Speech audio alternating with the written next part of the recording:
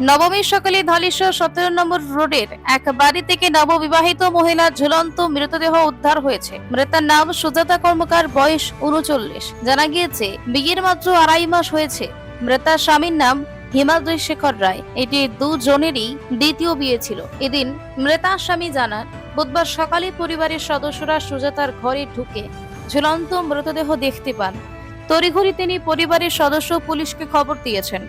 Police মৃতদেহ ময়না তদন্তের জন্য হাসপাতালে পাঠিয়েছে। মৃত্যুর সঠিক কারণ জানতে তদন্ত শুরু করেছে পুলিশ।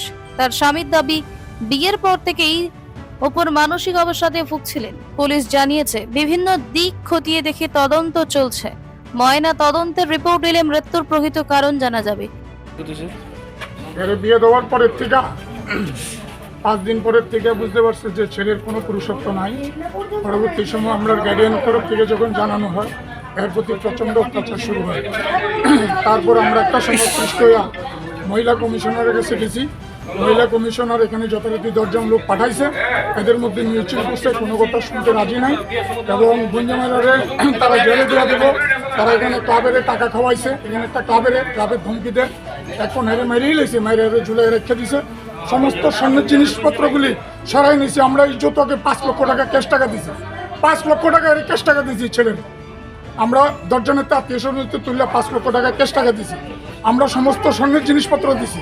একটা জিনিস সবকিছু খাট ফার্নিচার থেকে বাড়িতে দেখেন মেহের মা আর ছেলে। পরিস্থিতিটা বুঝতেছেন আপনার কি মনে হয় কেন মারা গেল?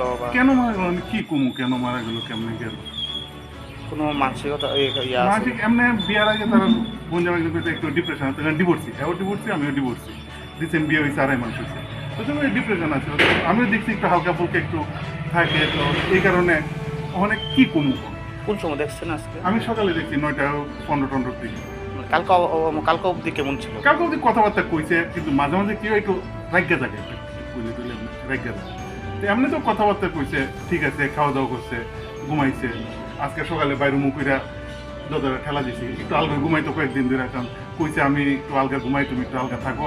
আচ্ছা ডিপ্রেশন রাগ উঠতে থাকে নি এলে আমি চাইতে ঠিক আছে। তো সকালে দরজাটা খুললা দিকে যে আমি মনে হচ্ছে ঘুম থেকে ডাক দিমু, উঠেও দেরি তুমি উঠে একটু 8-9 বাজে উঠে। কি নাম ওনার?